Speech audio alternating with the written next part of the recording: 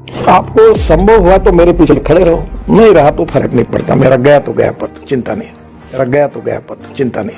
मतलब कोई फर्क नहीं पड़ता। मैं राजनीतिक पेशावर नहीं हूँ, जो होगा सो देखा जाएगा। कि मैं भी बहुत सामान्य व्यक्ति हूँ और आज भी मैं फुटपाथ पर खाने वाला, थर्ड क्लास में पिक्चर देखने वाला और नाटक पीछे से देखने वाले लोगों में से बड़ा हुआ हूँ।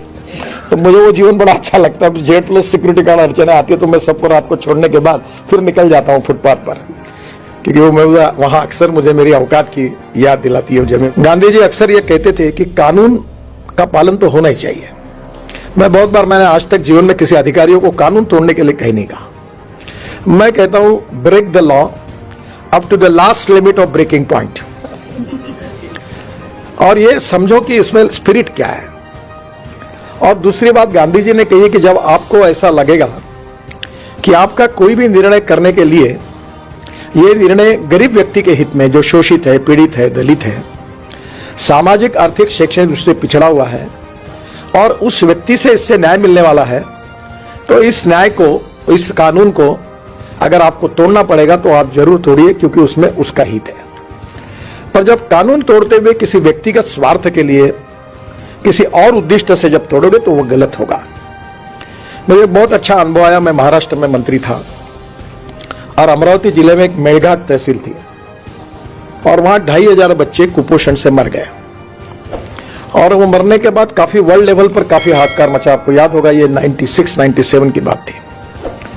तो हमारे मुख्यमंत्री जो थे मनोहर जोशी, वो मुझे कहते थे कि नितिन ये कैसी स्थिति है, ये मेळघाट में 450 गांव है, एक भी गांव में रास्ता नहीं है, ये लोगों का कैसे होगा।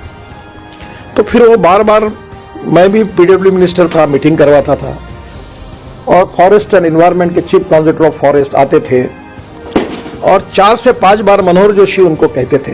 एक बार उन्होंने कहा, जब मैं सुन रहा था, उन्होंने कहा की तुम्हाला काहीच वाटत नाही का, इतकी लोक मेली, इतक्या गावात रस्ते नाही, मुलं शाळेत जात नाही, तुम्ही काम नहीं करू देत, आपको कुछ भी नहीं लगता।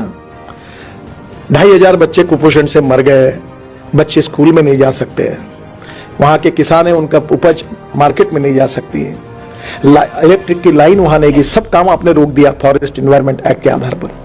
आपको इसका कुछ भी नहीं लगता आपको। तो चीफ कॉन्जर्वेटर ऑफ फॉरेस्ट ने कहा कि sir I am very sorry, पर मुझे आपको जवाब देना है तो यही है कि I am helpless, I can not do anything. तो मनोहर जोशी जी आगतिक हो गए। तो एक कुलकर्णी करके कमिश्नर थे, वो भी बड़े सुसंस्कृत और अच्छे अधिकारी थे। तो फिर मेरे से रहा नहीं गया, तो मैंने कहा सर ये तुम्हारे बस का काम नहीं है, ये ऐसे काम में मैं बहुत माहिर हूं, तुम एक काम करो, ये मेरे ऊपर छोड़ दो, मुझे कोई चिंता नहीं क्या परिणाम होते हैं और मैं ये काम करूंगा। आपको संभव हुआ तो मेरे पीछे खड़े रहो, नहीं रहा तो फर्क नहीं पड़ता। मेरा गया तो गया पथ, चिंता नहीं। मैं गया। एक मर्चेंट नाम के दरियापुर में, परतवाड़ा में रहते, एक मुस्लिम अधिकारी सुपरिटेंडिंग इंजीनियर थे। मैं राजदूत पर, उस समय राजदूत थे, उसमें पूरे जगह पर घूम कर आया, कोई रोड नहीं। तो मैंने कहा तुम एक फाइल तैयार करो और फाइल तैयार करने के बाद मंत्रालय में भेजो।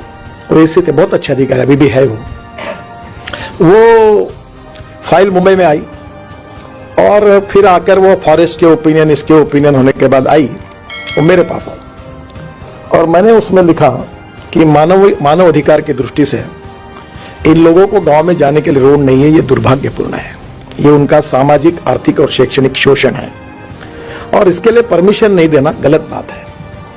और इसलिए मैं मंत्री होने के नाते ये निर्णय देता हूं कि आज कुछ भी कहे, मैं ऐसे आदेश देता हूं कि यह 450 गांव में रोड बननी चाहिए और इसके बाद एक्ट के आधार पर कोई अगर इसकी रिस्पॉन्सिबिलिटी फिक्स अप होगी तो मैं जब तक मंत्री हूं तब तक और उसके बाद में भी ये व्यक्तिगत मेरी जिम्मेदारी होगी और उसके लिए मैं जिम्मेदार रहूंगा। ये लिखकर मैंने तांबे करके, हमारे सेक्रेटरी थे, उन्होंने देखकर उन्होंने कहा कि तुम साहब आपने ऐसे कैसे लिखा। मतलब कोई फर्क नहीं पड़ता, मैं राजनीतिक पेशावर नहीं हूं, जो होगा सो देखा जाएगा। और मैं गया, क्या कहा वो मैं अब नहीं बताऊंगा फॉरेस्ट वालों के लिए, क्योंकि वो ठीक नहीं होगा। पर मैंने 450 गांव में रोड बना दिया। और डॉक्टर अलेक्जेंडर हमारे गवर्नर थे, बहुत अच्छे संवेदनशील व्यक्ति थे। मैं उनको हेलीकॉप्टर से लेके गया उद्घाटन के लिए और वो पहले 5 गांव में जाने वाले थे, फिर वो 20 गांव में गए, 2 दिन वो चिखलदरा रुके थे और वो इतने खुश हुए। और फिर हाईकोर्ट में एक पीआईएल भी हुई, तो कोर्ट ने कहा ये वायलेशन है। तो फिर डिपार्टमेंट को सरकारी अधिकारी बोल रहे थे एफिडेविट करना है, अब मेरा नाम लिखो, जो सजा करनी है कोर्ट को मुझे करने दो, क्योंकि इट्स माय डिसीजन। गई तो वो डर गए, बोला ऐसा कैसे लिखना चाहिए। उन्होंने कोई फर्क नहीं पड़ा। Politics is the instrument of socio economic reform. अगर मैं मंत्री होने के साथ अगर गरीब व्यक्ति को न्याय नहीं दे सकता, कोई बात नहीं, जो होगा सो देखा जाएगा।